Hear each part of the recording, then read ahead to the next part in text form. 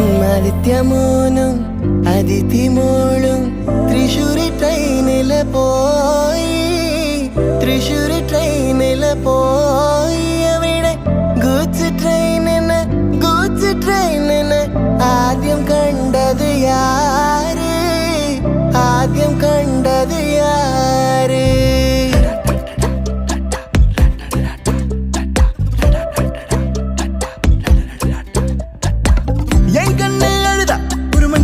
நங்காட்டி உன்னை சிரிக்க வைப்பேனே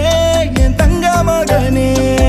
என் முதுகின் மேல ஒரு அணைக்குட்டிய போல உன்னை தூக்கிக்கிட்டு நான்